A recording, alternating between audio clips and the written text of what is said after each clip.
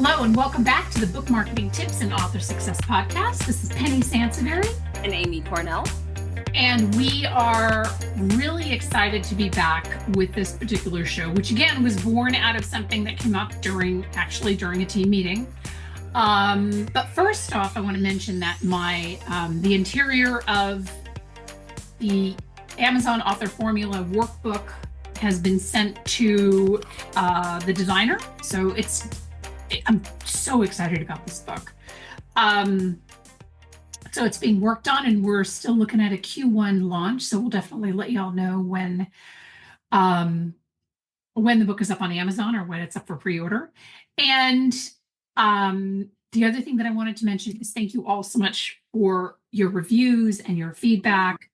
We get a lot of folks who write us directly. We get some new reviews on Spotify and Amazon oh my gosh, and iTunes. And we just, we love it. So thank you so much for your feedback and your reviews. We appreciate them. Be sure to bookmark the show, save it so that you get notified every time that there is a new episode. And please share the show with somebody that you think could benefit by it. So today's show started out with, so here we go again.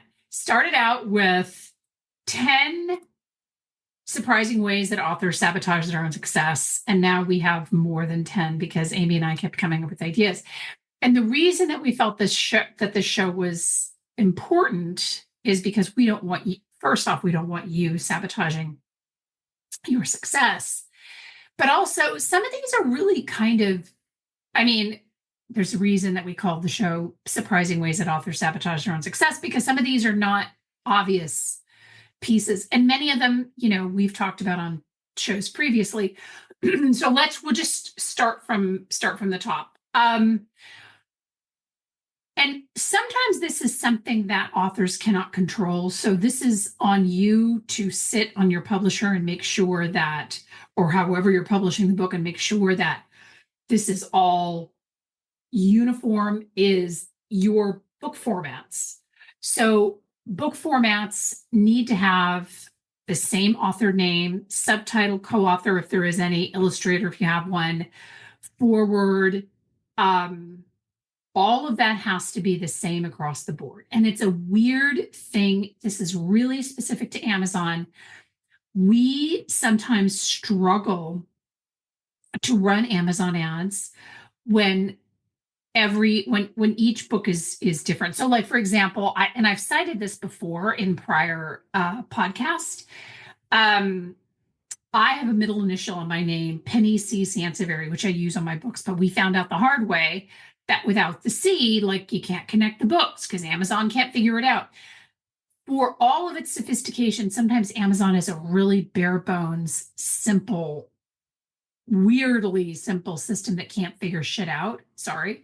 Now I hope we don't get some guy like, oh my gosh, he's best on the thing. We've maxed out on our number of expletives for the show. So right, exactly. I saw something the other day that those are actually sentence seasoning, and I love that. So yeah. There you go. But your name and any other people who have collaborated with you on this book, if they are appearing anywhere on the cover or as part of the text that you upload to Amazon, they all have to be the same. Because Amazon can't figure it out. You're going to have a hard time running ads. You're going to have a hard time connecting the books on Amazon. And it creates kind of a nightmare. So that's just, so if you've been struggling with this, you're like, oh my gosh, that's a problem. And as I said, sometimes it's a publisher that does this accidentally. Yeah. Because you've seen this with Author Central. You've seen this optimizing Author Central accounts, right? Yes, absolutely. And anytime it is something I try to look out for when we work with authors, and I know that they've published before, and it's especially, it happens a lot, Penny. I notice when authors have published before, but they're not on like a regular publishing schedule, because once you get in a rhythm, you kind of do things the same way. But it definitely has happened to a lot of clients who have a couple books out, and maybe they were handled by somebody else, or they're working with somebody new this time. And a lot of times that's where the disconnect comes from. If it's not your debut, you know what I mean? It's definitely a problem. And most of the time we've noticed that publishing groups aren't looking at the author's history necessarily. Like they're focused on the project you hired them for, which is technically why you hired them. But that's why I'm so glad that you said that. You need to pay attention and speak up for yourself and let them know, this is how I've published before. Here's my author central page. Here are my other books. I need you to make sure this gets uploaded so it matches and everything stays consistent with my author brand. Yeah, exactly. Exactly. So, it limits your ability to do all the things on Amazon, which is obviously such a problem. Yeah. And I will say, we see it on the Goodreads side too. I know a lot of people listening in general are not as worried by any means, but that happened to another client recently. She has a not unusual name, but what's crazy is that when her book went live on Amazon, the Goodreads system automatically credited it to another author with the same name. Oh, no. I know. Fortunately, Goodreads, it's a lot easier. There are workarounds in the Goodreads system to contact support, and you just show them like, no, this is my book. But I will say, Penny, fortunately for our client, she has a website. She had her Author Central account. She had all these things that she had the receipts to show this is my book. Like this is legit mine, But for a brand new author, if something like that, a mix up happens, or even if you're not brand new and you just haven't gotten around to getting a website yet or anything like that, and you don't have that kind of proof, that digital proof over your book, other than you just saying like, I swear it's mine, it can be really challenging, Yeah, exactly. Exactly. So speaking of Amazon, I was going to say wow. We honestly, y'all that listen a lot probably know that there's no way we could do that on purpose if we tried. So. I know. So wanting to circumvent Amazon. Oh and I know yes. we've probably brought this up on other episodes before, but it truly is. We understand why, as authors, a lot of us have a love-hate relationship with Amazon, whether you're an author or just a consumer. You know what I mean? There's no perfect balance by any means. And we do get this a lot, like, well, I'd rather sell through my website, or I would really love to focus on Barnes and Noble, or I'd really love to focus on, there's a lot of online booksellers now. And I love that those exist, but the reality is they still don't have a big enough market share, nor does your website, to really make it make sense, unless this is really just a passion project for you and you don't care about actually selling books, you just want it to be out there. And those who find it, lucky them, lucky you. Most of you listening are not listening because that's the situation you're in. You want to sell books, you want to get in more hands, and Amazon really is the way to do that. And building your branding and your marketing and setting goals all around cutting Amazon out of the equation is just not feasible, Yeah. Sadly. Yeah. And, it's amazing to me still how many authors that we get that come to our door who say, I really want to market my book outside of Amazon. Like I'm not going to put it on Amazon. I'm just going to put it on my website. And I think we've done a show on that, actually. I mean, I think we've done a show on, we just did a website visibility show, but I think that we did a show on how to, working on selling more from your website, because I think that's definitely an admirable goal, but you really have to have Amazon. Amazon has to be part of your, fortunately, unfortunately, as we said, we all have a love-hate relationship with Amazon, but Amazon has to be part of your sales mix for sure. The next one, and this is a really big one, you're not reading contracts. So I understand, and this is kind of part and parcel, because authors they are young for the most part, right? They are newly minted business people, right? The majority of authors do not come into the publishing world with a business background, and reading contracts is like, you would probably rather wash a cat. I mean, I know it's not something that you really want to do, but you have to read your contracts, know what you're getting into, know what you're buying, know what you're getting, what you're not getting. I literally cannot tell you how many times authors that we have over the years who just do not read, or even understand. And our contracts are not that complicated. I mean, it's not, you know what I mean? It's not like the Apple terms of service, right? Where right, you're 68 pages and you're like, oh my God. But you got to read your contracts, know what you're getting into, know what you are signing up for. And not just, and I use the example of our contracts, but there are some unfortunately predatory people out there who are you don't want to sign your rights away. You just want to be really vigilant. And we welcome questions on a contract like, what does this mean? What does that mean? What can you explain this to me? I love that because to me, it means that the author is really doing their due diligence. So the company that you are hiring, whether it's for publishing or cover design or book marketing, they should not give you any pushback when you ask them questions about their contract. Yeah, absolutely. And I think what comes with that too, Penny, is that if you're hiring, because we kind of get this too, if you're hiring somebody for anything related to your book, know what you want to. And I understand you may not know what you don't know, but if there are things that are very specific to your goals, to your needs, how you operate, how you want to collaborate with a team or an individual, be really upfront about that too. Yeah. Because that can definitely play into, these kind of go together. But the other one that we see a lot is not really understanding what you're buying. So your goal might be this, and you're reading something and you're like, okay, that's probably what I want. Let's go for it. You get excited about it. And then it ends up not being what you actually thought it was. Yes. Yes. It's very dangerous. And sometimes Penny and I talk about like, we try to be transparent to a fault almost, like, this is what you're getting. These are your deliverables. This is what you can expect. These are the limitations that you need to know going into it. You know what I mean? All of those things. We really, because our best collaborations and our most successful collaborations and our happiest clients are the people where all of those things were understood. You know what I mean? There were no misaligned expectations, because once those things start going off the rails, it's not fun for anybody.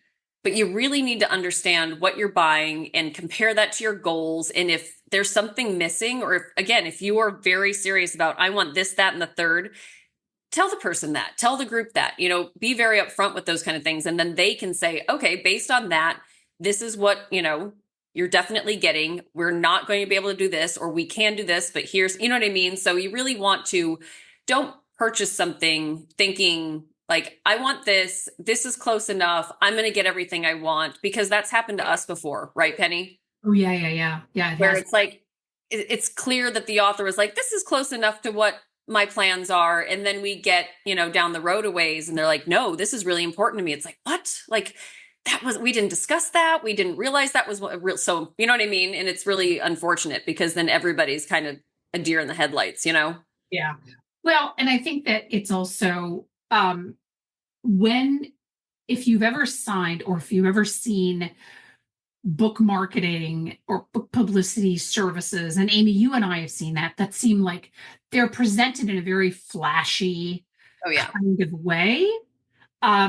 It's a little bit deceptive, or maybe a lot deceptive. I don't want to go I don't want to go too far down the blame hole, but it gets to be a little bit deceptive. And I think that is where authors end up signing up for things that they think they're getting one thing, but they really aren't. Right. So, and we did a podcast on contracts. Man, I gotta tell you, make sure that everything is in writing. So if you are signing up for some flash and like, this is really great and I'm super excited, I'm going to get all of this other stuff, make sure that it's in writing, because not understanding what they purchase, what an author purchases, is something that we have had happen as well. Like we've had authors that will sign up with us and be like, so when does my national book tour start or something? And I'm like, literally, there is no national book tour in anything that we put in the proposal, in the contract, etc. But it's kind of it was on their wish list. So it was a preconceived. Right. Book marketing companies do all this other stuff. If it's not in writing, it's not happening. So that's the other piece of this too. Sorry, go ahead. No, I love that you said that, because even as you were saying that, I was thinking, like, well, all of those words are used in our proposals, but they're for different things. You know what I mean? Like, Yeah, and exactly. so, and we fully respect that. If this is your first rodeo, you may not know what you don't know, but then, as Penny said, ask smart questions, clarify. We try to make it very clear what the deliverables are, what you're going to be getting out of something. And we encourage everybody listening to use that no matter who you're talking to, because I love that you said that, Penny. The flashy language can sound really great. And you're like, yes, that's exactly what I need, what I want. But make sure you go to that next step and make sure it's clear what you're actually walking away with. Yes, And sometimes it's not super tangible. Sometimes it legitimately is introductions to thought leaders. There are things that, what I mean, but it's smart to have that in writing. So if it's at all unclear what you're potentially walking away with at the end, ask the smart questions. Otherwise, unfortunately, you can't assume that you're going to be walking away with anything. right, exactly. And um, and a very different example of this is a publisher that shall remain nameless that was connected with a bigger publisher. There's actually a few of them, so it's going to be hard to figure out which one I'm talking about. But a publisher an independent publishing house that was connected to a traditional publishing house. One of their promises was that if you sell, I don't know, X number of books, I forget now what the number is, that you will get quote unquote considered for a traditional distribution, traditional publishing house. Mm-hmm. What is not in the fine print. So, there was a time when this first started when authors were just signing up in droves because they're like, oh my gosh, I can easily sell X number of books and blah, blah, blah. And the fine print was never really shared. So in a situation like that, like I would want to know, obviously, how many books do I have to sell? Yeah, because some authors were buying them up themselves. Mm-hmm. Right. And then the publisher was like, well, no, that doesn't count. Well, okay. So tell me what counts, right? Tell me what counts. And then, in a situation like that, like if the lure of getting a big trade publisher is the carrot for you, ask for examples of other books that have made this trek successfully from signing up with their independent publishing house to getting a publishing deal. Ask for those. It is your right to ask for examples with anything. But and that will help to hopefully lend some clarity to what you're actually signing up for. There's no such thing as too much clarity. Right. When it comes to spending your time or investing your book's future. Sorry. Right. No, I was going to say, and we're 2 for 2. I think this actually flows really well into the next one that we wanted to bring up too, Oh, right. Exactly. Unwilling to spend time learning. Now, I am not suggesting with this that you have to become as good at pitching as we are, for example, or as good at Amazon optimization as we are. That's not at all what I'm suggesting. But what I really encourage authors to do is to spend some time learning about not just about the industry, which we're going to get to in a minute, but also what's happening, like what are the trends in marketing, and what does it involve to run a successful, I don't know, Amazon campaign or TikTok campaign or whatever it is, right?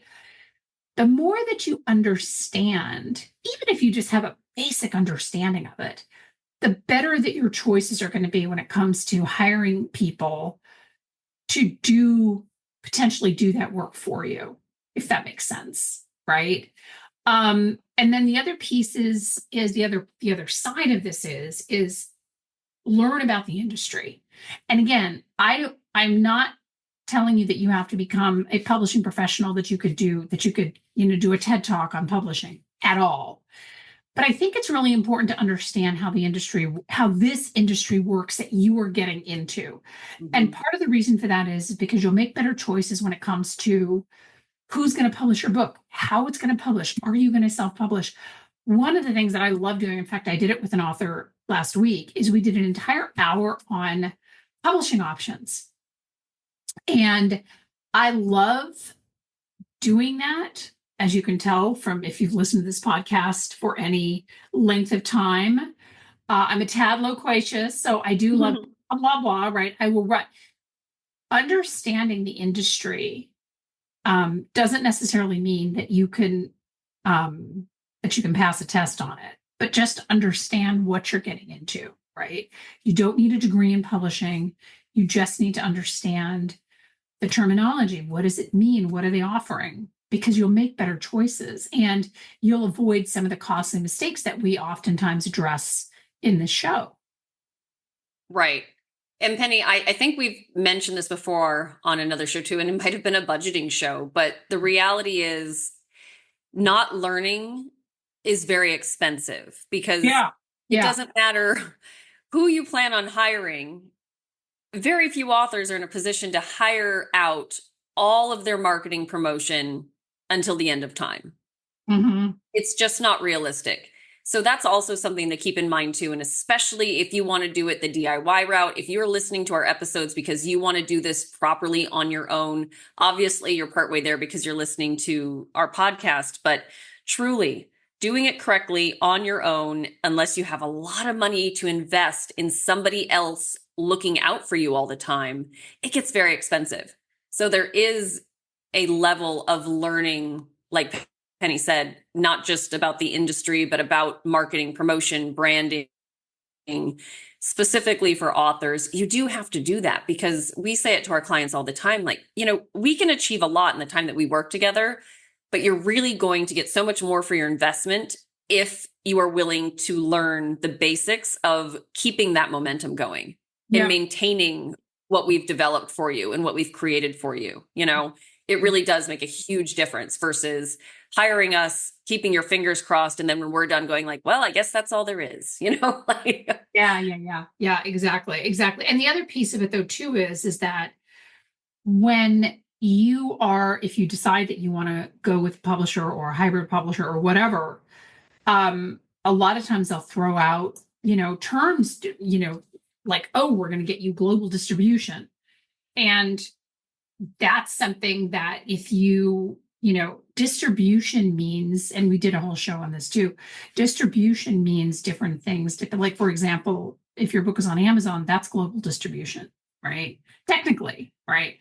Yes. But sometimes it's kind of like to my point a couple of points ago, it's packaged in a lot of flash. And so when an author hears distribution, they think, oh my gosh, I'm going to be in bookstores across the country, when in fact, that is not at all what it means because the two are not the same. Yeah, that's a very good point. You know what I mean? Yep. There are a lot of words that are reused in different ways, and it really does matter. Yeah, it absolutely does matter because then you have these, and then, the other piece of it though too is that you don't want to start off this experience of being an author disappointed, right? So when you're told that you're getting distribution, you get all excited and you tell your family, you're like, oh, I'm going to be at bookstores across the country. And then Uncle Joe in New Jersey walks into his local bookstore and they're like, well, we can order it, but, blah, blah, whatever. And then you find out the hard way. So when you have an understanding of the industry, it will benefit you in tremendous ways. As Amy said, it costs you a lot more not to learn. Yeah. Okay. And the next one is one of my personal favorites because I really feel like even since we started the podcast, Penny, this has become even more critical. And that really wasn't that long ago, but not having a professional cover done. I mean, yes. It is one of those corners that gets cut, or I use this term a lot, good enough. There's really not good enough anymore with how competitive publishing has become. And with how honestly distracted people are when they're online, when they're shopping, when they're doing all the things, they're multitasking. You're not just competing with other books, you're competing with life, honestly, So people are shopping on Amazon. We've talked about how busy Amazon is and how Amazon strategically does things to make sure people keep clicking around and wanting to shop and buy new things. And so it's really hard to keep people's attention long enough to convert them into a buyer. But I think one of the quickest ways you can lose somebody's attention if your book does appear in front of them is if you don't have a really compelling cover. Yeah. It's Yeah. just, it's one of those things now that I think a lot of us can admit that we've bought books based on the cover. Like, sure, it's in the general, genre topic that you like to read about, but it's kind of like a wine label. You know what I mean? There's just something about it where you go, I trust that this is going to be good and I'm going to like it.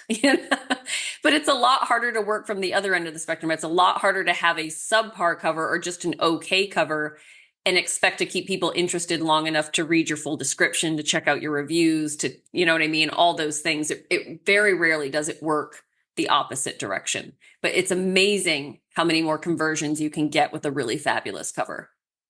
Right. And I think that, one of the reasons that we're really seeing a lot of not great covers is, I blame AI, right? I think that we all love, we all love using AI for brainstorming and things like that, but it's still really a far cry from using it to have a cover done. And I know that a lot of places are doing that. Spend the due diligence. I agonize over my covers. I know when we did Formula, I talked about it. We actually did a whole show about it. I was just, you really, a good cover can make or break all of your success. And, it's amazing that in editing, which I know we're also going to talk about, it's amazing how that then becomes one of the corners that authors cut. I think, Amy, I think that a lot of times authors believe that their book is good enough that the cover won't matter, right? Because the book will just sell itself. And the truth is that we do judge a book by its cover, as unfair as that is. But that, especially when you're dealing with, limited bookstore where you can leaf through a book or something and start reading like, oh, this is a great book. Too bad the cover's really awful. You know what I mean? Yeah. And I wonder that sometimes too, when we have, authors that will come to us and, we check out their Amazon retail page and the cover is just so. And sometimes, and not in a way, not to shame them or be offensive, but sometimes I really do want to ask, it's like, have you been in a bookstore lately? You know what I mean? Yeah. Like, it makes me curious as to whether or not it's like, do you look at your cover and do you see this represented in a bookstore right now? If you walk into a local bookstore, are you seeing covers like yours? And the answer is no, and I realize not everybody's like, well, I don't need to be in a store. I'm fine selling books on Amazon, but Amazon is a bookstore too. And like I already said, it's so much easier to get distracted on Amazon than it is somebody that is intentionally going to a bookstore to buy a book, Right. Right. And, it's really hard to emotionally detach from your book. Like, I get it. And that is something that I think authors struggle with. I think anybody who has created art struggles with that. Right. But this is part of the reason why you want to bring in professionals to help you who aren't going to be afraid to tell you no, or who aren't going to be afraid to say, I don't think that this is quite right, or whatever, because it's that kind of feedback that's going to make you successful. The lack of that feedback is, as Amy said in the last bullet point, very costly, unfortunately. The next one, having unrealistic expectations out of the gate. So here is again where we fall in love with our art, right? We love our books, fiction or nonfiction, doesn't matter. We fall in love with, we think that we have just written the best things since, we have written the great American novel or whatever. And I hate to say that, I know we sound like buzzkills sometimes on this podcast, but you're better off underestimating what your book can do than overestimating. Because overestimating is also really costly in terms of like, well, you know what? And I know this is we're going to talk about this as well. My book is worth a $20,000 or $30,000 investment. Now, you have to ask yourself, is that money that you really have to invest, first off? And secondly, is that what it's going to take to make the book successful? And the answer is, I don't know. Being realistic about how long that sometimes it can take to get a book, for a book to get traction, which is something that has always sort of confounded me, because Amy, you and I have seen in our years of working together books that do extremely well out of the gate, and then other books that we're like, oh my gosh, this is a sure thing, and the books kind of plod along. So yeah. What I'm saying is that, like, I don't want to sound like the world's worst salesperson. Like, don't throw $20,000 at us to market your book. Like, that's not at all what I'm saying. What I'm saying is be realistic about how long it may take for your book to take off, and be prepared to go on that journey for as long as it takes, right? So I've had authors that are like, well, my book has been out for 3 months and I haven't really seen a lot on it. First and foremost, sometimes it can take 3 months for reviews to start populating, right? And side note, just because you published your book, Netflix or Amazon Prime is not going to come knocking on your door to turn it into a movie. So that's a whole separate conversation about that. But I think the more realistic that you can be about your expectations related to your book, and at the same time manage your investment such that you can market your book for the long term, that really is a measure of success, truly.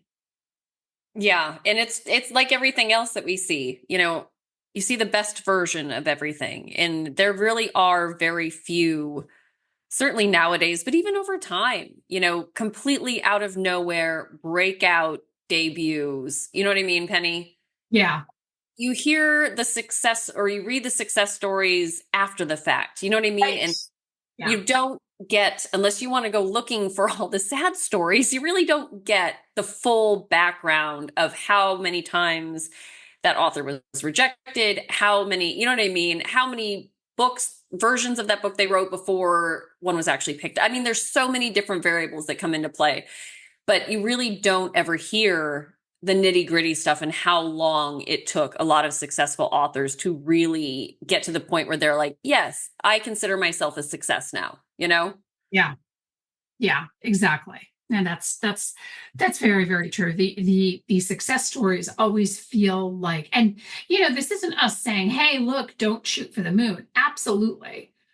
But understanding how long it takes. And part of the reason for that this made it onto our list is because when you have unrealistic expectations, the whole journey becomes a slog, right? It becomes like, my needs aren't being met. My expectations are not being met. I'm a disappointment. I'm this, I'm that.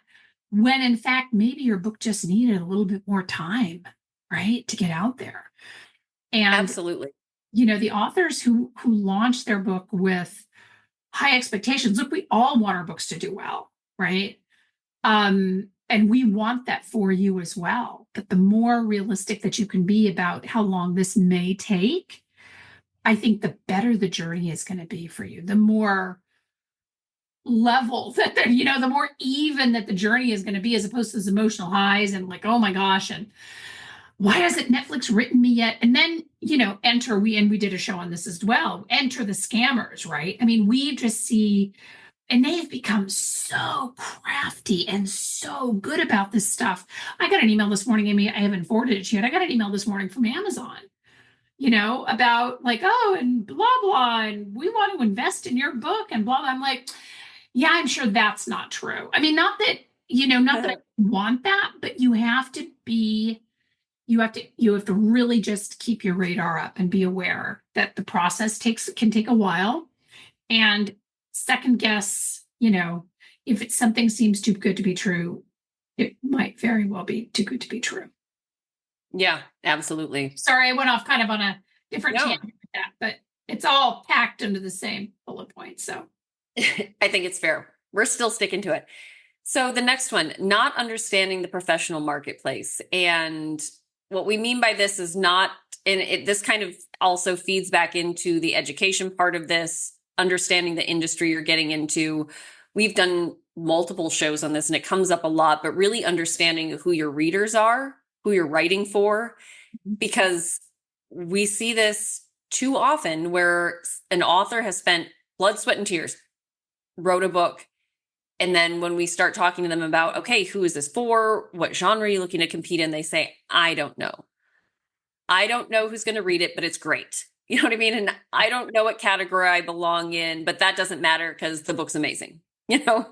yeah, And it's like, well, like we said earlier with judge a book by its cover, unfortunately, that's not how it works. You know, that's kind of reverse engineering your sales potential by saying like, the book is so good, none of this other stuff matters. It's like, nobody's going to get that far if you skip over all the things that really do matter. Like, do you have a reader market that is already primed and ready to be intrigued by what you're offering them, you know? And it goes for fiction and nonfiction. You know, fiction, obviously, like, okay, there are preset genres. We get it. Like, that's a thing. You can't skip over that. Although, Penny, I will say when doing Amazon optimizations, you know, it just drives me nuts every time I see like uncategorized as an option. Now it's like, stop it. I Don't know it. I know. don't feed into that, please. Because it's Yeah, nobody is shopping in the uncategorized category. Like, I'm sure that nobody is going to like listen to me at Amazon, but I do want to write them and be just like, don't make me slap you because this is, take that off of you. This is just stupid. you know what bothers me too is that speaking of education, sometimes I feel like they just threw it in there because they're like, well, some people will be so confused they won't know what to pick, so let's give them an easy out, which is, No. you know what I mean? Like, but even in nonfiction, you know, you have an area of expertise, you have something that you're passionate about, you know, make sure that you have framed your book, not just the content, but the branding, how you present it to the world in a way that is going to resonate with the people whose questions you are trying to answer or whose lives you are trying to improve. That matters too, you know? Yeah. And you know, I mean, to that end, I mean, consumers are looking for something specific to meet their needs, right? I am not going to go on to Amazon, and I love reading. Like I read a lot of fiction, but I also read a lot of nonfiction. I am not going to go onto Amazon looking for a business book that's part business book and part coloring book, right? Right. Like, and I'm not saying that that exists because it doesn't. I mean, I hope it doesn't. Maybe. Oh, I bet it does. But you really have to write to your market. I mean, that's the first thing. And again, like I understand that this is art. Like you want to just create something and it's just going to be beautiful. It's going to be everything. But if there is no virtual shelf for your book, it's not going to be it's not going to be in anybody's cart on Amazon. I can tell you that right now. Yeah. You know, and we see this a lot. I mean, I think of all of the ways that authors sabotage their own success. This is right up there at the top. Yeah. Writing a book and expecting somebody else to tell you who your market is, who your readers are, you know what I mean? Where it belongs. Yeah. Like if your book's already ready and you're trying to market it, sadly you've skipped some steps and you're already past that point. You know what I mean? That was a conversation that should have been happening a while ago. Right. And that's also a conversation, honestly, that if you're not having that conversation with your editor, if your editor isn't reading this book with an understanding of who your audience is or giving you insight, red flag. It's such a red flag. Yeah, absolutely. And we're going to come back to this, I know, in a second, so I won't belabor it too much. The other one is just throwing money at a problem and thinking it'll solve any issues that the book has. Look, and again, I don't want to sound like the world's worst salesperson. Please hire us and send us, endless streams of cash, and we'll just market your book. That's only going to get you so far. So if the book has no editing, if it has a terrible cover, if it doesn't have a genre, money is only going to get you so far, and it's probably not going to get you that Netflix deal. It's Right. probably not going to get you a lot of reviews because people are going to be really confused, Right. right? You cannot just throw money at something and hope that it's going to fix all the things. And I don't have to belabor that. I mean, I don't know that there's. I think that's a pretty fair, Yeah. you know. And can I add just one thing to it, Penny? I think also throwing money at a very specific goal, if it's not the right time. Yes, yes, So, like coming to us with a brand new book and you're a brand new author and saying, I want interviews with these outlets and you know what I mean? We've had many episodes on goals before, but focusing on spending a bunch of money to achieve a very specific goal when it's out of order for the way things really need to be done for a book to become a success is also not going to work. yeah, There's no amount you can expect that you can spend to skip the line. I know you've used that term before, Penny, skipping the line, and we talk to authors about this all the time. They'll say, in my initial emails, when authors come to us sometimes, especially if the book is already out and they say this, that, and the third, and I will be honest with them. It's like, you know what? Just letting you know, if we work together, we're going to be starting here because yeah, there are some gaps to fill in. There are some holes to patch. You know what I mean? Like when we work with an author, so much of what we focus on is making sure the foundation is correct and properly tended to before you start jumping off into bigger things. Because if the foundation's not there, you're going to waste a lot of money throwing things at the wall that just aren't going to stick. yeah, yeah. That's very true. And I know we sound like the world's worst sales. Like Penny and Amy don't want my money. No, actually, we would love for you to hire us, absolutely. But you're going to get a very realistic. You're going to get a very realistic snapshot of where you're at, and what we feel as a collective, however many years that we've together been in the industry, have seen. Um, because when I started this business 24 years ago, I think it's been, Oh, we're almost at like a quarter of a century. Oh my God. But I said to because I saw at that time how many people were like promising stuff and all this stuff. And I'm like, maybe you're magic. I don't know how you're delivering that, but I need to be able to sleep at night. Right. right. So want to, we want to give authors programs that are really going to help them as opposed to, well, here's a bunch of dreamy stuff that we'd really like to do if we can pull it off, and maybe you'll see the results in 20 years. I mean, Right. you know what I mean? It is, yeah, I'm sorry. I'm going to shut up now because I could, like this industry, sometimes I could just beat my head against the wall and I could go on forever. So I won't, but Right. Exactly. But no, yeah, we're not here to sell anything. Just know if you come and chat with us, we are going to tell you straight up what's best for you in your book. And hopefully you can trust that, right. Exactly. Okay. So the next one, releasing a book that's not edited. Oh, or I love this, edited by your neighbor who is a teacher or your mom who loves you so much. So she's going to put in a lot of effort. Like, sorry. You know And what? now, I'm sorry. Can I? And I know this is your bullet point, but I just want to say one thing. If at some point your editor has not made you want to throw your computer across the room or even made you cry, all right. your editor is not doing a good job for you. Absolutely. I've Sorry, gotten, Amy, I didn't mean to steal your thunder, but I just have no, to say that, yeah, go ahead.